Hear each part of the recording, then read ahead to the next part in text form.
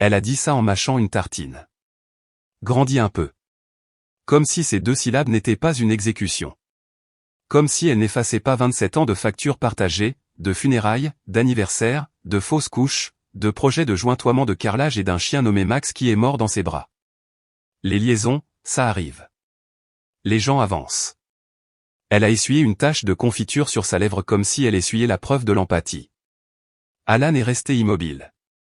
62 ans, retraité, ancien entrepreneur en bâtiment avec des mains calleuses qui lui avait un jour construit un îlot de cuisine en chaîne de récupération. Sa tasse de café noir tremblait légèrement dans sa main. Pas de rage. Non, ça, c'était parti depuis des mois. Mais de quelque chose de plus froid, de plus fin, de plus acéré, comme une aiguille dans la poitrine. Je vais déjeuner avec Craig, a-t-elle ajouté en passant son sac à l'épaule. On ne fait rien, alors tu peux te détendre. C'est juste facile de parler avec lui. Puis est venu le baiser, celui qui avait l'énergie d'une grand-mère caressant le chien qu'elle n'a jamais voulu. Il n'a pas bronché, ne l'a pas arrêté. Il a attendu que sa voiture sorte de l'allée en marche arrière, s'arrête au bout comme si elle débattait de faire un signe de la main ou non. Elle ne l'a pas fait, et a disparu dans Rolling Birch Lane. Alors Alan s'est levé, a versé le reste du café dans l'évier, a essuyé le comptoir même s'il n'était pas sale, s'est rassis, a ouvert son ordinateur portable et a tapé « Fiducie immobilière Tennessee anonyme ». Puis, dissolution de copropriété comment. Un bourdonnement sourd a rempli la cuisine. Le compresseur du réfrigérateur vrombissait dans le silence comme si c'était la seule chose qui fonctionnait encore dans la maison. C'est ce que personne ne vous dit. La vraie douleur ne crie pas. Elle change simplement votre façon de vous asseoir. Il savait que quelque chose n'allait pas. Il n'avait simplement pas voulu patauger dans toute la pourriture pour découvrir où ça avait commencé. Et Mélissa, elle, avait complètement cessé de faire semblant. Le sarcasme, la façon dont elle posait son téléphone face contre table comme si c'était un satané gadget d'espionnage, les nouvelles boucles d'oreilles, les visites au spa qui commençaient à durer jusqu'à minuit. Elle, amie du travail, qui savait quelle bouteille de chardonnay apporter le vendredi. Elle lui a dit qu'il méritait mieux. Et peut-être que c'était le cas, mais pas de cette façon. Maintenant, voici la partie où je vous demande quelque chose. Pas de pitié, pas de validation, juste un clic. Parce que 98% d'entre vous regardent ceci sans s'abonner. Et croyez-le ou non, cette petite action aide mon équipe à faire connaître ces histoires. Alors, si vous avez déjà ressenti ce que j'ai ressenti dans cette cuisine, peut-être pourriez-vous appuyer sur ce bouton. Merci. Revenons à nos moutons. Alan a fait défiler une liste de générateurs de noms de LLC. Ashwood Solutions. Riverlight Capital. Trop évident. Il a opté pour quelque chose de différent. Propre, ennuyeux, intraçable. Il l'a enregistré. Puis il a ouvert un deuxième onglet. Celui-ci était plus difficile. Il ne s'agissait pas d'argent. Il s'agissait de savoir. Il a tapé le nom complet de Craig. Mélissa avait été négligente une fois, lui montrant un selfie avec l'équipe de travail lors d'un barbecue. Craig était à l'extrême droite, tenant une pince et se tenant un peu trop près. Alan a zoomé sur son visage, dents blanches, lunettes de soleil sur la tête. Il avait l'air d'avoir 38 ans, peut-être 40 si la musculation était honnête. Mélissa avait un jour plaisanté sur le fait que tous les hommes plus âgés ne font que se plaindre du respect et de la santé. Craig ne se plaignait probablement pas, Craig utilisait probablement encore du gel pour les cheveux. Alan a cliqué sur « Enregistrer l'image ». Il n'a pas pleuré, n'a pas crié, il s'est juste légèrement déplacé sur son siège et a pris une profonde inspiration comme quelqu'un sur le point de poser des cloisons sèches pendant 12 heures sous la chaleur de juillet. Ce soir-là, Mélissa n'est pas rentrée. Elle n'a pas envoyé de texto, n'a pas appelé. Alan ne l'a pas attendu. Il a transféré $4000 d'un compte joint vers une carte de débit prépayée liée à sa nouvelle LLC. Il a demandé la fermeture d'une vieille boîte postale qu'il n'avait pas utilisée depuis des années et en a ouvert une nouvelle sous un nom différent. Une dernière chose avant de dormir. Il a ouvert le tiroir du bureau du couloir et en a sorti un vieux reçu. Il datait de 5 ans. La signature de Mélissa à côté de « Demande de révision d'un contrat de mariage privé ». Il ne s'en souvenait pas jusqu'à présent, mais c'était là. C'était comme toucher un os froid enfoui sous une terre chaude. Alan l'a soigneusement plié et l'a glissé dans un dossier Kraft. Puis, pour la première fois depuis des mois, il a dormi toute la nuit. Mélissa ne marchait plus sur des œufs. Elle rentrait tard, ivre de vin et fredonnant quelque chose de sa playlist de yoga show, qui, d'après ce qu'Alan pouvait maintenant déduire, incluait des remixés de club et au moins un morceau avec un homme qui gémissait en arrière-plan. Ne m'attends pas, mon vieux, lui faisait-elle un clin d'œil en jetant ses talons près du paillasson comme une mariée lançant son bouquet. Puis elle flottait à l'étage, son nuage de parfum s'attardant derrière elle comme une moquerie. Musc vanillé et quelque chose d'amer en dessous. Alan a continué à lire. Pas des romans, il n'avait pas l'énergie pour la fiction, mais des manuels, des articles, des discussions financières, des failles de petites entreprises. Il s'est abonné à des newsletters sur le droit des successions. Mélissa s'est abonnée à des influenceurs de « bootcamp » sur Instagram. Une fois, elle a ri, aux éclats, quand il lui a demandé si elle voulait assister à un dîner avec certains de ses vieux amis du quartier. Mon Dieu, Alan, on dirait des funérailles en pantalon kaki. Quand vas-tu arrêter de prétendre qu'on est encore en 2005 ? Il n'a pas répondu. Il a simplement ouvert le tiroir et sorti le dossier Kraft, celui qu'il avait commencé à remplir en silence. Documents, pièces d'identité, mots de passe, copie notariée, reçu. Tout était organisé par des onglets de couleur. Cette même semaine, il a fait son premier pas. Mardi matin, 8h15, il s'est rendu dans un petit parc de bureaux en centre-ville. Le genre coincé entre une boutique de vapotage et un magasin de matelas abandonnés. À l'intérieur, un notaire somnol nommé Ken l'a accueilli avec un sourire tiède et 2 sachets de sucre dans son café. Alan lui a tendu les papiers de la fiducie. H-View Asset Holdings. Un nom simple. Conçu pour que quiconque le lisant rapidement n'y prête pas attention. Vous êtes sûr de vouloir transférer cette propriété, a demandé Ken en feuilletant le dossier. La maison du lac a toujours été à moi avant notre mariage, a répondu Alan, d'une voix plate. Je fais juste le ménage dans le passé. Ken a hoché la tête. Malin. Des traces écrites propres. Vous l'avez à votre seul nom depuis des décennies. Alan a acquiescé. Il l'avait gardé ainsi exprès. Une petite cabane de pêche que Mélissa disait toujours être trop rustique à son goût. L'acte de propriété signé, scellé et rangé dans une enveloppe ignifuge. Alan est retourné à sa voiture et est resté assis là 1 minute, ni heureux, ni triste, simplement immobile. Comme si quelque chose de lourd avait été déplacé de sa poitrine, mais avait laissé une empreinte à sa place. 2 jours plus tard, il a fait son deuxième pas. Salut, Gina, j'ai besoin de te demander une faveur. Sa conseillère financière depuis 11 ans, Gina connaissait Alan comme quelqu'un de prudent, de la vieille école et légèrement allergique aux services bancaires en ligne.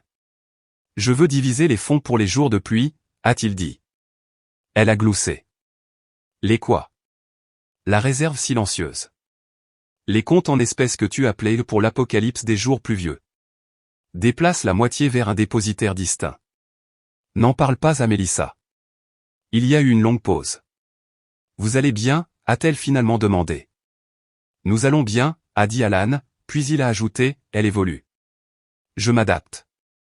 Cette semaine-là, 142 000 $ ont disparu des comptes auxquels Mélissa avait accès. Pas d'un seul coup.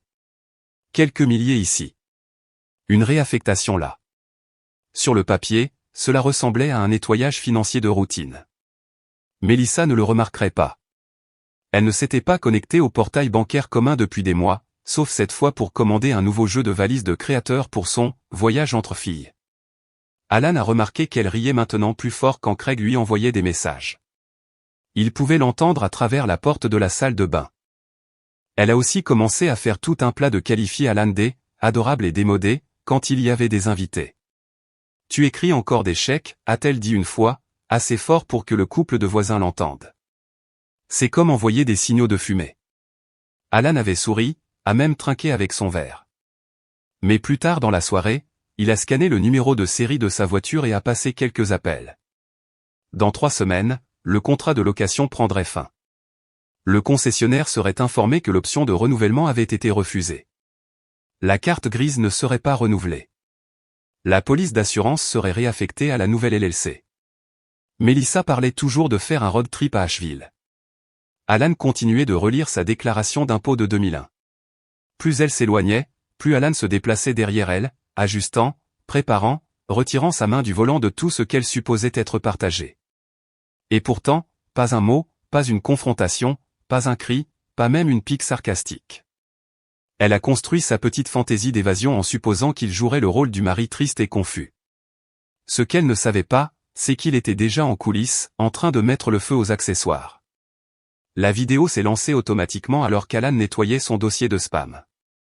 Une connaissance commune du bureau de Melissa l'avait posté sur Facebook.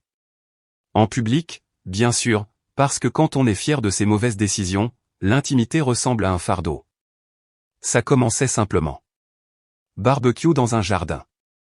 Guirlande lumineuse bon marché, gobelet en plastique rouge, mauvaise musique country diffusée par une enceinte Bluetooth. Melissa est apparue à 15 secondes. Elle portait la robe d'été qu'il lui avait achetée il y a 4 anniversaires, quand elle faisait encore semblant de lire la carte à l'intérieur de la boîte. Elle tenait un gobelet en plastique dans une main et arborait un sourire si large qu'il semblait disloqué. Craig était derrière elle. Alan ne l'a pas reconnu au début. L'homme portait des lunettes de soleil, cette barbe de 3 jours arrogante qui donne au type l'air de croire qu'ils ont inventé le brunch. Mais la voix était la même que celle que Melissa avait mise sur haut-parleur le mois dernier en disant « Oh, Craigie, arrête, tu es terrible », avant de rire comme une pom-pom girl en service communautaire. Craig s'est penché, lui a dit quelque chose à l'oreille. Elle a ri, s'est rejetée en arrière. Il lui a passé une bière. Pas d'une manière amicale, pas du genre « Tiens, mon pote ». Non, c'était une intimité désinvolte. Le genre de choses qu'on ne fait pas devant les caméras à moins de s'en foutre déjà complètement. Puis est venue la partie qui a retourné l'estomac d'Alan. Elle a tendu la main et a retiré quelque chose de la chemise de Craig. Quelque chose d'invisible, d'anodin, mais d'intime. Ce geste. Ce satané geste. Elle le lui faisait dans les premières années, quand il portait des chemises à carreaux au restaurant. La légende de la publication disait « Objectif de famille au travail ». Craig et Mel maintiennent la bonne ambiance. Alan n'a pas bronché. Il l'a regardé à nouveau, puis a fait une pause à minuit 39. La main de Craig était dans le bas du dos de Melissa, légère, familière, possessive. C'était le même Craig qu'elle lui avait présenté une fois à une fête d'entreprise en lui disant « Tu vas l'adorer. Il est gai et fait du crossfit, donc en gros, c'est ton opposé. » Gay, hein. Soit Melissa était devenue extrêmement progressiste, soit Craig avait changé de bord pour des avantages très spécifiques. Alan n'a pas détourné le regard, n'a pas crié, ne lui a pas envoyé de texto, il a simplement fait un clic droit. Enregistrer la vidéo sous preuve-bajardin.mp4. Il a nommé le dossier « Le nouveau travail de Mel ». Sous-dossier « Infraction RH ». Il s'est lentement adossé et a regardé autour de la cuisine. Soudain, tout semblait être des accessoires de théâtre. Le bol de fruits avec des fruits en plastique. La photo de mariage dans le cadre en argent brossé.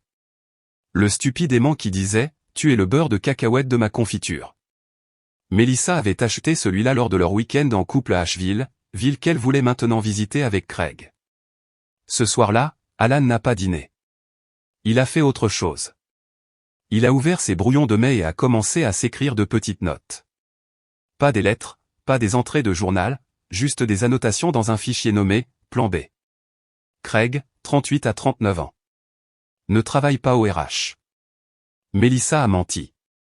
Travaille dans la logistique, conduit une Audi en leasing, célibataire, vit dans un condo près de Millstone Avenue. Melissa l'appelle son « adulte de soutien émotionnel ». 15 juin, premier mensonge sur le « voyage entre filles ». Elle était à Knoxville. La publication de Craig géolocalisant sa position le prouve. 2 juillet, appel de la banque. A ouvert une carte de crédit à son seul nom. Sans donner de raison.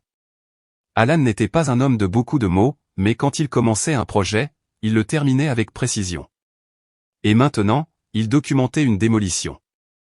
Craig n'avait aucune idée à qui il avait affaire. Melissa non plus. Elle voyait Alan comme quelqu'un d'inoffensif, l'homme qui achetait encore du papier toilette en gros et découpait des coupons de supermarché. Mais elle avait oublié qu'Alan gérait autrefois des chantiers de plusieurs millions de dollars. Qu'il pouvait sentir un sous-traitant véreux à 2 comtés de distance. Qu'il avait un jour renvoyé un homme pour avoir déplacé une poutre structurelle d'un demi-pouce hors plan. Parce que les détails comptaient. Ce n'était pas de la jalousie. Ce n'était pas de la rage. C'était de l'architecture. Et Alan venait de trouver la fissure dans les fondations. Tout a commencé avec le sac, un sac de sport Nike noir avec des liserés roses qu'elle n'avait jamais utilisé auparavant, jeté nonchalamment dans le coffre un jeudi matin. Mélissa a dit qu'elle commençait une réinitialisation bien-être, quoi que cela signifie ce mois-ci. Yoga chaud, travail de respiration, quelque chose avec de la sauge et du modelage. Alan a hoché la tête. Elle lui a de nouveau embrassé le front, comme s'il était le vieux labrador de la famille. Ne m'attends pas. On fait des bains froids après. Le sac était de travers dans le coffre, comme s'il avait été jeté en urgence. C'était le premier détail. Le deuxième est venu quand Alan a remarqué qu'elle ne ramenait jamais le sac à la maison. Pas une seule fois. Il ne sentait pas la sueur. Il ne devenait ni plus lourd ni plus léger. Elle ne lavait jamais les serviettes. Il est devenu une décoration, un accessoire de théâtre. Il a donc attendu une semaine de plus, l'a vu partir le vendredi matin en leggings et veste zippée, faisant semblant de siroter un smoothie. 10 minutes plus tard, Alan est parti aussi. Il n'a pas accéléré. Il n'a pas collé sa voiture. Il est resté à 3 voitures de distance et a éteint ses phares quand elle est entrée dans un parking de l'autre côté de la ville. Le studio de yoga était à droite. Mélissa a tourné à gauche, dans un quartier résidentiel. Elle s'est garée, et c'est là que Craig est apparu sur le porche. Pas en tenue de sport, juste en pantalon cargo, sans chemise, un café à la main. L'allure d'un homme qui vient de se lever mais qui se fiche de qui le voit ainsi. Mélissa n'a pas frappé. Elle a utilisé un code sur la serrure. Alan n'a pas quitté le volant des mains. Il n'a pas plissé les yeux. Il n'a pas juré. Il a simplement sorti son téléphone. Un clic.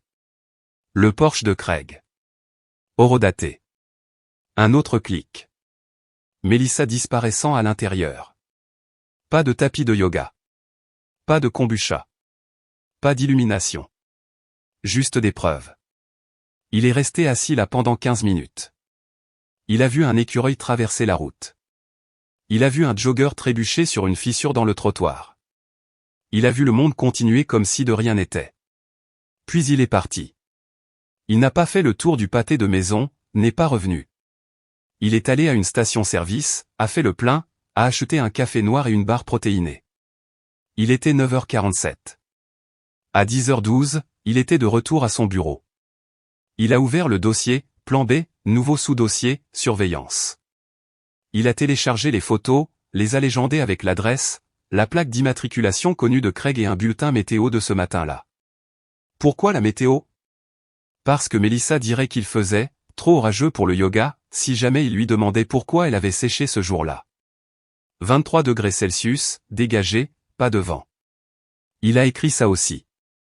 Ce soir-là, elle est rentrée épuisée. A jeté ses clés sur le comptoir. A ouvert une bouteille de vin qui coûtait plus cher que les courses. Je crois que je me retrouve, a-t-elle dit entre deux gorgées. Enfin. Alan a levé son verre. J'espère que ce n'est pas trop loin. Elle n'a pas saisi le ton. Ou si elle l'a fait, elle a fait semblant de ne pas l'entendre. Elle lui a demandé si ça lui allait qu'elle parte pour une retraite de 2 jours le week-end suivant. Alan a demandé, il y aura encore des bains froids. Elle a levé les yeux au ciel. Ce n'est pas une secte, Alan. C'est du déblocage émotionnel. Il a souri. Ça a l'air génial. Tu veux que je prépare ton tapis de yoga cette fois? Elle l'a fixé une seconde, ne sachant pas s'il plaisantait. Il a soutenu son regard, froid et calme. Elle a laissé tomber. Plus tard, alors qu'elle s'endormait à l'étage, toujours sans le toucher, toujours tourné vers le mur, Alan s'est assis à la table de la cuisine et a regardé la note que son avocat lui avait envoyée la semaine dernière. C'était une lettre discrète avec un chiffre discret. Le montant qu'il conserverait si elle partait et que tout tournait mal. Il en a fait une photocopie. Mélissa voulait explorer sa liberté. Il lui donnait les clés, mais elle ne s'est jamais souciée de vérifier où elles allaient. Olivia est rentrée à la maison avec des sacs de courses et un sourire de surcompensation. Le genre que les enfants adultes arborent quand ils pensent que leurs parents s'effondrent mais ne savent pas par où commencer. Je t'ai apporté ton thé préféré, a-t-elle dit en brandissant une boîte comme si c'était une bouée de sauvetage. Ce truc bizarre avec les brindilles et les feuilles brûlées. Alan a gloussé. L'absence souchonne. Un goût qui s'acquiert. Mélissa n'était pas là. Elle était partie ce matin-là en disant qu'elle avait un atelier de tableau de vision, quelle que soit la saveur de fiction que c'était. Il n'y avait donc que père, fille. Un après-midi tranquille dans une maison tranquille avec un homme tranquille qui, de toute évidence, devrait être en train de s'effondrer, mais ne l'était pas. C'est ce qui a déconcerté Olivia. Elle s'est appuyée contre le comptoir, le front plissé. Tu es calme. Alan a levé les yeux du poulet qu'il découpait. Je ne devrais pas l'être. Je veux dire, tu sais, a-t-elle dit en baissant la voix. Avec la façon dont les choses se passent. Maman a été différente. Alan a hoché la tête une fois. Les gens changent. Oui, mais papa, tu vas bien? Il s'est essuyé les mains sur une serviette, l'a regardé, l'a vraiment regardé. Sa fille, maintenant adulte, intelligente, attentionnée, un peu trop confiante, ne savait toujours pas que le sourire de sa mère était devenu une arme. Je travaille sur quelque chose, a-t-il dit. Enfin. Olivia a attendu la suite, mais rien n'est venu. Juste ce petit sourire qu'il avait maîtrisé ces dernières semaines. Celui qui disait tout et rien en même temps. Ils ont dîné, parlé de son travail, du drame du petit ami de sa colocataire, du podcast qui l'obsédait. Elle a mentionné quelque chose sur le narcissisme et les liens traumatiques, et Alan a ri intérieurement. Elle ne savait pas à quel point elle visait juste. Après le dessert, elle est allée dans la chambre d'amis chercher un vieux chargeur. C'est là qu'elle l'a trouvé. Caché dans un tiroir, à côté d'une Bible usée et d'un vieux couteau suisse qu'Alan lui avait donné quand elle était petite, se trouvait une lettre. Une enveloppe épaisse et crème avec son nom écrit de la main de son père sur le devant. En dessous, à n'ouvrir qu'après le 15 octobre. Aucune explication, aucune adresse de retour, juste un timbre et une date. Olivia l'a fixée pendant une minute entière avant de la remettre exactement là où elle l'avait trouvée. Elle n'a pas posé de questions à ce sujet. Pas encore. Mais le chiffre s'est gravé dans son esprit. 15 octobre. C'était dans 3 semaines. Ce soir-là, alors qu'Alan faisait la vaisselle, elle l'a observé depuis la porte. La façon dont il bougeait, efficace, concentré, presque paisible. Trop paisible. Et c'est là qu'elle a réalisé qu'il savait. Il le savait depuis un certain temps. Mais au lieu d'imploser comme elle s'y attendait, il était devenu chirurgical. Olivia ne savait pas ce que signifiait le 15 octobre, mais elle savait que ce n'était pas aléatoire. Son père n'était pas du genre à laisser des mystères traîner. Tout ce qu'il faisait, il le faisait avec une raison, une règle et une clé à molette. Le lendemain matin, Mélissa est rentrée avec des paillettes sur le visage et un sac en toile qui disait « Manifeste cet M ». Elle a serré Olivia dans ses bras avec l'enthousiasme d'une célébrité en tournée de presse. Puis elle a fait une vague pique sur elle, ambiance, d'Alan ces derniers temps. Tu agis comme si tu avais rejoint une secte, a-t-elle dit en forçant un rire. Peut-être que tu apprends enfin à méditer. Alan a juste souri. J'ai médité sur un nouveau départ. Mélissa a levé les yeux au ciel et est montée prendre un bain d'autoréflexion. Olivia n'a rien dit, mais elle a regardé et s'est souvenue de l'enveloppe. Et pour la première fois depuis longtemps, elle ne s'inquiétait pas pour son père. Elle s'inquiétait pour sa mère. L'invitation était simple. Cynthia, si tu es libre vendredi, j'adorerais cuisiner. Sans pression, juste un dîner. Alan l'avait connue, elle et son défunt mari, quand la vie était plus simple, quand les dîners ne se terminaient pas par des portes qui claquent et des tapis tachés de vin. Elle avait perdu Marc l'année dernière d'une crise cardiaque. Alan avait envoyé des fleurs, lui avait offert son numéro. Elle ne l'avait jamais utilisé, jusqu'à maintenant. Vendredi soir, 18h30 précise. Son coup à la porte était doux, mais assuré. Elle portait une robe en tricot bleu marine et avait apporté des sablés au citron dans une boîte qui portait encore le nom de son mari au fond. Ils se sont embrassés maladroitement, comme deux personnes essayant de ne pas admettre à quel point ils étaient devenus seuls. Alan a fait de l'agneau, du bon. Pas le genre que Mélissa disait toujours sentir le zoo pour enfants. Il a servi 2 verres de Bordeaux, pas le truc bon marché à bouchon à vis que Mélissa achetait ces derniers temps juste parce qu'il avait des étiquettes amusantes. Ils ont parlé de livres, de l'époque où leur conjoint les traînait chez Home Depot et oubliait pourquoi. De cette fois où Marc a essayé d'installer un broyeur d'évier et a failli détruire toute la plomberie. Alan a ri plus fort qu'il ne l'avait fait depuis des mois. Le rire de Cynthia était plus doux. Mesuré. Le rire de quelqu'un qui n'a pas besoin de dominer une pièce pour se sentir vu. Ils buvaient encore leur deuxième verre quand la porte d'entrée s'est ouverte. Pas de coup, elle s'est ouverte. Mélissa est entrée comme un personnage de sitcom, sauf que son sourire s'est effondré à la seconde où elle est entrée dans la cuisine et les a vus. Elle s'est figée, un talon encore en l'air, la bouche légèrement ouverte comme un ballon qui vient de commencer à se dégonfler. « Qui est-ce » a-t-elle demandé, ses yeux passant de Cynthia au vin, au sablé au citron, à l'éclairage subtil qu'Alan avait baissé juste assez pour que la pièce soit chaleureuse. Alan n'a pas bronché. Il s'est essuyé la bouche avec une serviette et a dit « Une amie. Une qui écoute sans me dire de grandir un peu. » Cynthia est restée assise, polie mais ferme, les mains croisées sur ses genoux comme si elle avait traversé des tempêtes pires. Mélissa a ricané. « Vraiment ?» Alan a versé un autre filet de vin et ne l'a pas regardé. Tout à fait sérieusement. Le silence qui a suivi a duré exactement 7 secondes. Assez longtemps pour que l'expression de Mélissa passe de l'incrédulité arrogante à autre chose. Quelque chose de fragile. « Je ne savais pas que nous avions des invités », a-t-elle dit, bien que sa voix se soit brisée au milieu de la phrase. Pas assez pour que quelqu'un d'autre le remarque, mais Alan, si. Elle portait un chemisier un peu trop serré pour quelqu'un qui revenait du yoga. Son rouge à lèvres était bavé et ses clés étaient dans la mauvaise main, celle qu'elle n'utilisait que si elle avait bu du vin. Craig avait probablement annulé ses plans, ou les avait reportés, ou avait trouvé une excuse bidon à propos de son ex qui lui envoyait des messages. Et Mélissa, se sentant en droit d'avoir quelque chose, n'importe quoi, est rentrée chez elle en s'attendant à ce qu'Alan soit son plan B. Au lieu de cela, elle l'a trouvé. Content. Centré. Pas en train de jouer la comédie, juste en train de vivre. Elle a regardé Cynthia, puis de nouveau Alan. Super. Quelle classe, ramener des femmes pendant qu'on est. On est quoi, a dit Alan calmement. Des colocataires? Des fardeaux légaux? Des champs de bataille tacites? Mélissa a reculé comme si elle avait été giflée. Eh bien, tu t'amuses vraiment, toi. Alan s'est levé lentement, pas en colère. Juste lasse.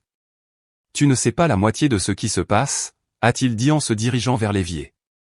Cynthia s'est raclé la gorge doucement. Je peux partir si. Non, a interrompu Alan. S'il te plaît, reste. Mélissa a cligné des yeux. Quelque chose dans ces 3 mots l'a secouée plus qu'elle ne l'admettrait. Elle n'a pas crié, n'a rien jeté. Elle est juste restée là comme une femme qui réalise soudain qu'elle est la figurante dans son propre film. Je reviendrai plus tard, a-t-elle marmonné. Alan n'a pas répondu. La porte s'est refermée doucement derrière elle. Il s'est tourné vers Cynthia. Désolé pour ça. Elle lui a adressé un sourire aimable. Ne t'inquiète pas. J'ai vu pire. Ils se sont rassis. La nourriture avait refroidi, mais aucun d'eux ne s'en souciait. La vraie chaleur dans la pièce ne venait pas de l'agneau. Elle venait de la compréhension silencieuse que parfois, on n'a pas besoin de vengeance pour gagner. On a juste besoin d'arrêter de se recroqueviller autour des gens qui confondent votre silence avec de la faiblesse. Mélissa est entrée dans l'allée un mercredi après-midi ensoleillé, lunettes de soleil sur le nez, écoutant à fond un hymne d'émancipation sur le fait de ne pas avoir besoin d'un homme tout en conduisant la Lexus qu'Alan avait entièrement payée il y a 3 ans. Elle a cliqué sur la télécommande du garage. Rien. Elle a cliqué à nouveau. Toujours rien. Elle s'est penchée par la fenêtre, a appuyé sur le clavier mural. Bip. Rouge. Le garage n'a pas bougé. Elle a froncé les sourcils et a sorti son téléphone. Mélissa, le garage ne marche plus. Alan, 2 minutes plus tard, problème de maintenance temporaire. Technicien programmé. Pas de ponctuation, comme d'habitude. Elle a ricané. Elle s'est dirigée vers la porte d'entrée avec une démarche exagérée, comme si la sonnette vidéo s'en souciait. Elle était déverrouillée. Bien sûr qu'elle l'était. Alan laissait toujours la porte d'entrée déverrouillée quand il savait qu'elle venait. À l'intérieur, la maison était impeccable. Trop impeccable. Pas de chaussures près de la porte. Pas de courrier sur le comptoir. Pas de post-it disant « de retour à 6 heures » ou « reste dans le frigo ». Elle a ouvert le frigo. De la nourriture différente, des trucs bio, des contenants étiquetés. Comme si un étranger soucieux de sa santé avait emménagé. Les lumières fonctionnaient. Le thermostat ne répondait plus à son téléphone. Bizarre. Elle est montée, a posé son sac sur le lit et a remarqué quelque chose d'étrange sur la table de chevet. Une facture de câble adressée à Alan. Pas de nom conjoint. Pas Alan et Melissa Grant. Juste Alan D. Grant. Tout dans cette même police légale et froide. Elle a ouvert le tiroir où elle gardait ses vieux reçus de spa. Disparu. Remplacé par un classeur en cuir étiqueté « Portefeuille de location de véhicules ». À l'intérieur, des documents qu'elle ne comprenait pas. La carte grise de la Lexus n'était plus aux deux noms. Il était maintenant écrit « H-View Asset Holdings LLC ». Elle a cligné des yeux. C'était quoi, H-View? Elle a cherché dans ses emails. Rien. Elle a cherché dans son identifiant de banque commune. Verrouillé. Il était indiqué, l'accès nécessite une vérification d'identité. Veuillez contacter l'administrateur.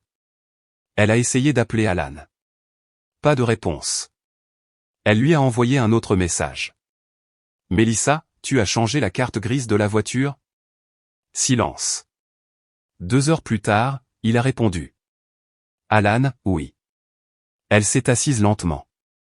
Soudain, sa maison, sa zone de sécurité, son plan B, son endroit, au cas où ça ne marcherait pas avec Craig, lui a semblé être une location.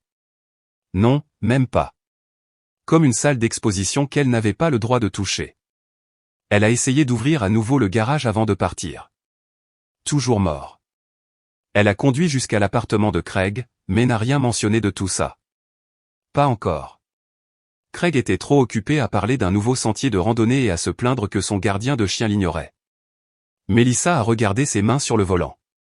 Les mêmes mains qui signaient autrefois les cartes d'anniversaire d'Alan. Maintenant, elle s'agrippait à un volant qu'elle ne possédait techniquement pas, s'éloignant d'une maison où son nom était lentement effacé de chaque service public, chaque compte, chaque ligne de paperasse. Au dîner ce soir-là, elle a mentionné nonchalamment, Alan est bizarre. Je crois qu'il fait une crise de pouvoir de la quarantaine. Craig a ri. Une crise de la quarantaine à 60 ans? Qu'est-ce qu'il va faire? Acheter une moto? Elle a souri, essayant de paraître sincère. Mais au fond, quelque chose a commencé à se tordre dans ses entrailles. Alan n'avait pas crié, n'avait pas accusé, n'avait même pas claqué une porte. Il se déplaçait simplement. Et Melissa, pour la première fois, n'était pas sûre de savoir où, ni à quelle vitesse, ni jusqu'où il était déjà allé. Elle avait toujours supposé qu'il craquerait le premier. Mais le garage ne s'est pas ouvert. Et elle ne pouvait pas se défaire du sentiment que c'était peut-être elle qui avait déjà été laissée dehors. C'est arrivé un jeudi. Sans avertissement. Sans un « vous êtes invité » pailleté sur l'enveloppe. Sans police cursive mignonne. Juste une épaisse enveloppe crème avec du poids. Avec de l'autorité. Le genre qui dit « ceci est important » avant même que vous ne l'ouvriez. Craig l'a retourné dans ses mains, plissant les yeux. Ça a l'air chic. Melissa, toujours en peignoir et sirotant du lait d'avoine hors de prix dans un verre à vin, a haussé un sourcil. De qui ça vient? Pas d'adresse de retour, a-t-il marmonné en glissant un couteau sous le seau. À l'intérieur, un faire-part en carton noir mat, lettres argentées en relief, minimaliste, parfaitement Alan. Il a lu à voix haute, Alan D. Grant et Cynthia W. Marshall ont l'honneur de vous inviter à leur mariage. Le 2 novembre, au vignoble Cerulean Ridge. Le verre de Melissa a glissé. Il a heurté le bord de la table, renversant du lait d'avoine sur son poignet. Craig n'a pas remarqué. Il relisait la ligne du lieu. Attends, Cerulean Ridge? N'est-ce pas? La voix de Melissa est sortie, plate. L'endroit où je l'ai supplié de m'emmener pour notre 20e anniversaire. Craig a levé les yeux. Melissa ne clignait pas des yeux. Il a retourné la carte. Il y avait un post-scriptum manuscrit au dos, de l'écriture ferme et familière d'Alan. Melissa, merci de répondre avant le 15 octobre. Tu as toujours été ponctuelle. Craig a cligné des yeux. Attends, c'est vrai? Il se marie? Jean, se remarie? Melissa a arraché la carte de sa main, fixant le texte comme s'il pouvait se réorganiser. Alan. Alan, qui portait encore de la flanelle, qui avait un jour refusé d'utiliser le paiement de facture en ligne parce que, le papier laisse une trace. Alan se mariait dans le vignoble qu'elle avait pratiquement supplié de voir pendant des années. Et avec Cynthia. Elle s'en souvenait. la veuve de Marc. Polie, ennuyeuse, toujours avec ses écharpes tristes comme si elle était coincée dans un film indépendant de 2008. La poitrine de Mélissa s'est serrée. Elle a retourné le faire-part. Pas de faute de frappe, pas de blague, pas de caméra cachée. Juste la confirmation que pendant qu'elle était occupée à flirter avec la liberté et à expérimenter avec la playlist Spotify de Craig, Alan avait tranquillement construit une vie. Une meilleure. Sans elle. Je veux dire, tant mieux pour lui, a offert Craig, mâchant toujours une barre énergétique. Mélissa n'a pas répondu. Il a haussé les épaules. Vous n'étiez plus vraiment un couple, n'est-ce pas? Tu as dit qu'il était comme un fossile. Elle a serré la mâchoire. Il n'est pas si fossilisé s'il se remarie dans un vignoble. Je n'ai même pas réussi à le convaincre d'y aller pour une dégustation de vin, a-t-elle craché, sa voix se brisant juste assez pour la trahir. Craig a levé les deux mains. Et, je dis juste. Tu as dit que tu en avais fini. Elle s'est levée, s'est dirigée vers l'évier de la cuisine, a regardé par la fenêtre comme si quelque chose pouvait apparaître dans le ciel et expliquer comment tout cela avait dérapé si vite. Elle pensait qu'Alan s'effondrerait. Elle pensait qu'il resterait, maussade, dépendant, silencieusement reconnaissant pour les miettes de son attention. Au lieu de cela, il lui a envoyé un faire-part qui se lisait plus comme un verdict. Craig a de nouveau regardé son téléphone. Mélissa s'est essuyé le poignet avec une serviette, tenant toujours la carte dans l'autre main. Le poids de tout cela, la cérémonie, le silence, le lieu, la femme, la date, l'a soudainement frappée. Le 2 novembre. Elle avait prévu un week-end à Asheville avec Craig à cette période. Maintenant, le calendrier semblait avoir été réécrit. Et pire, le 15 octobre.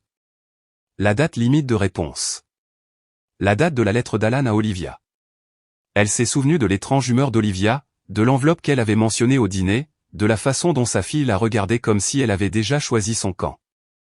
Mélissa a senti un frisson lui parcourir le dos. Elle a plié la carte, trop proprement, trop soigneusement, puis s'est dirigée vers la salle de bain et a fermé la porte. Et pour la première fois depuis des années, Mélissa n'a pas eu l'impression d'être celle qui tenait l'allumette. Elle a eu l'impression d'être celle qui se tenait dans une maison imbibée d'essence. Et Alan venait d'allumer la mèche avec une calligraphie parfaite. Le 2 novembre est arrivé, frais et sans nuages. Le vignoble était baigné d'une lumière dorée d'automne, les rangées de vignes s'étendant comme une peinture à l'huile sur les collines du Tennessee. Le genre de journée que Mélissa disait vouloir mettre en bouteille.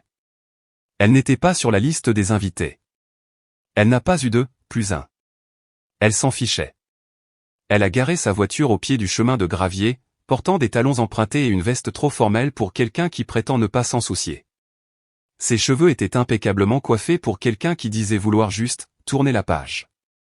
En s'approchant de la grille en fer forgé du vignoble, elle a vu sa fille, Olivia, dans une robe bleu marine, les cheveux relevés, calme et sereine, comme si elle avait vieilli de 10 ans depuis la dernière fois que Mélissa l'avait vue. Maman. Mélissa a offert un demi-sourire. Salut, ma chérie. Olivia n'a pas rendu son sourire. Pourquoi es-tu là? Je veux juste parler à ton père. La réponse d'Olivia était douce mais ferme. Il m'a demandé de n'escorter que les invités. Ce mot a frappé plus fort que Mélissa ne s'y attendait. Invité? C'est-à-dire, pas elle. Mélissa a vacillé sur ses chaussures inconfortables. Je t'ai mieux élevé que ça. Non, ce n'est pas vrai, a dit Olivia, non pas avec cruauté, juste avec lassitude. C'est papa qui l'a fait. À travers les arbres derrière elle, la musique a commencé, guitare acoustique, rire, applaudissements, le cliquetis étouffé des verres à vin.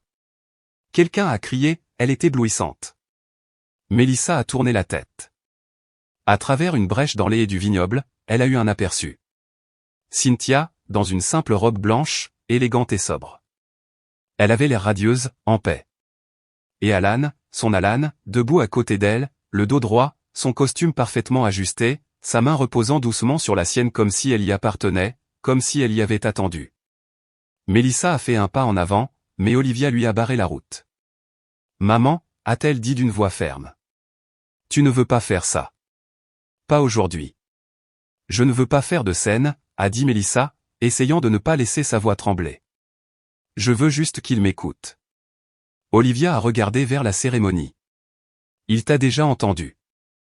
La musique a repris de plus belle. Quelqu'un a sifflé.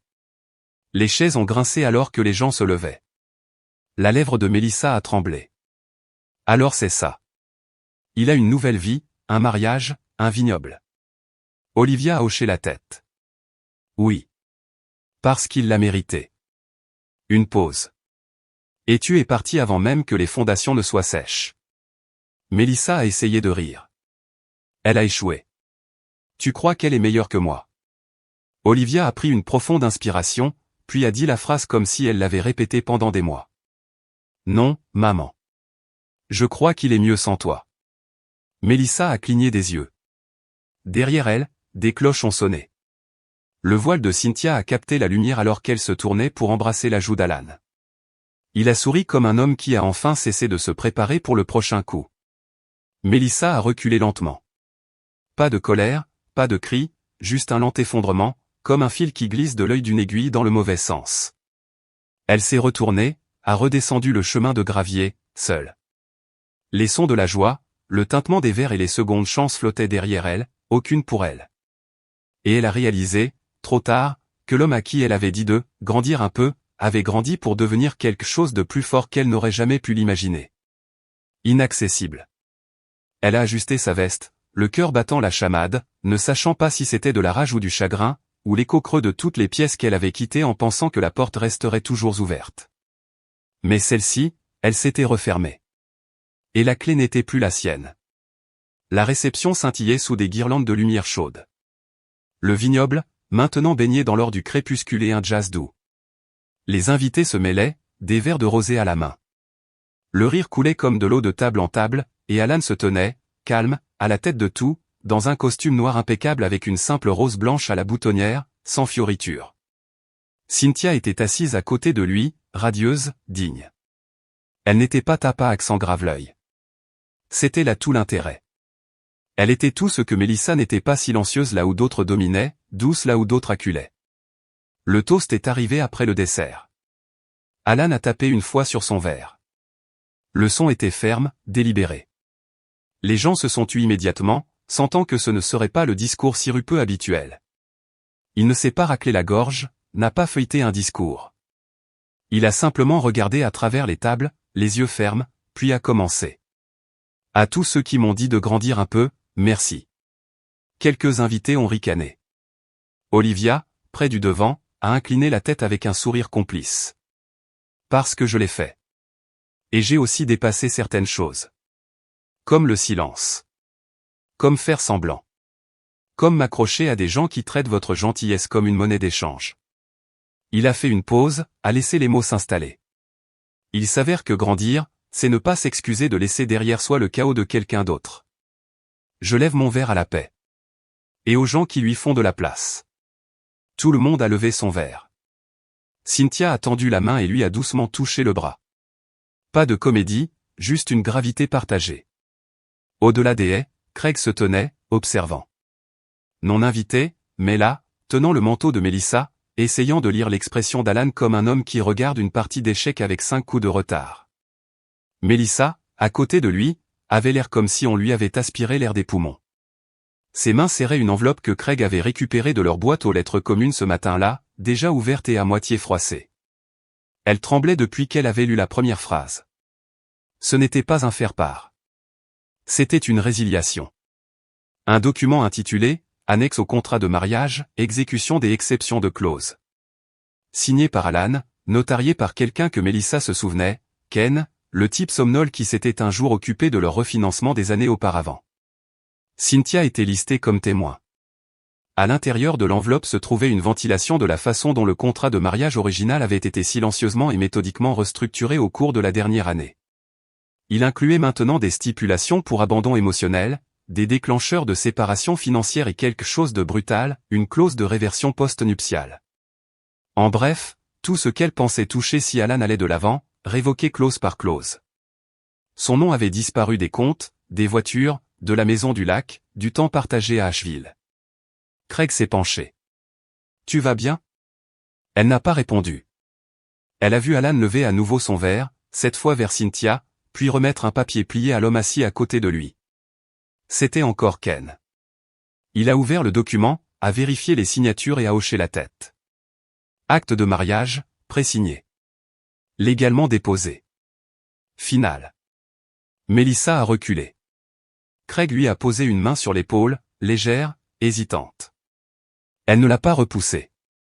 Elle a juste regardé Alan se pencher et murmurer quelque chose à l'oreille de Cynthia qui l'a fait rire doucement, ses yeux se fermant comme si elle avait attendu toute sa vie que quelqu'un lui parle avec une telle douceur.